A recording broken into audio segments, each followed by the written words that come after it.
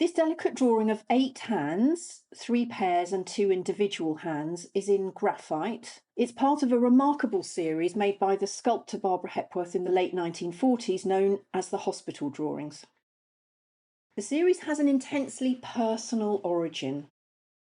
In the final years of World War II, Hepworth's daughter Sarah became very ill with the bone condition osteomyelitis and was admitted to hospital in Exeter, where she was operated on by the orthopaedic surgeon Norman Capener. He was also an amateur painter and sculptor. The artists and the surgeon struck up a friendship, and Capener invited Hepworth to view him and other surgeons at work in the operating theatre. And between 1947 and 1949, she observed surgical procedures in Exeter and London hospitals, recording what she saw in a series of about 80 drawings. Their delicacy and skill, as you can see so clearly here, embody the similarities that she soon saw between her own creative practice and their work on the human body. But in this drawing, Hepworth has removed the surgical hand from its context and depicts 5 separate moments of manual dexterity, the hands and instruments perfectly in tune. Here, the upper 2 pairs show hands wielding forceps to manipulate tissue and scalpels to cut, demonstrating fine, close control. In the lower right-hand corner, a surgeon's hand grasps a retractor, pulling and flexing the hand in a levering motion to tease away muscle and expose the bone to be worked on. The central pair of hands show a hand gripping an osteotome, or a bone cutter, and mallet, and are uncannily like those of a sculptor wielding hammer and chisel.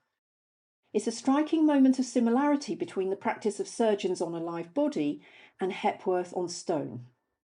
In fact, looking at that central pair of hands, you wonder whether they're different, possibly less gnarled, more feminine than the male surgeon's hands around them.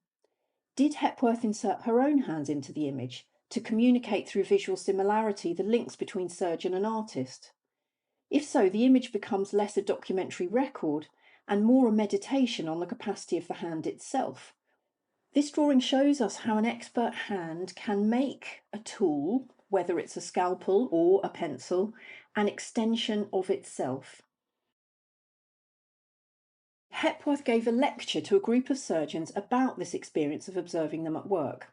She said that focusing on, quotes, the living, seeing, highly intelligent hands of the surgeon had become for her a meditation on the interaction of hand and matter, an interaction that was, of course, the foundation of her practice as a sculptor. Expanding on that, she noted when writing about the group composition median, as I became more accustomed to the various operations, I began to realise how profoundly important from an artist's point of view the expression of the human hand is. Not only is it the most revealing and expressive part of the human body, it is also the visible extension of the brain and feeling generally. In watching an operation, there is simply no end to the revelations of thought and ideas conveyed by the contemplation of these hands at work. So it's really interesting to note that Hepworth seems to have made only one painted self-portrait of herself, but did make several casts of her own hand. The disembodied hand communicated everything she wanted to say about her work, her skill, and her identity as an artist.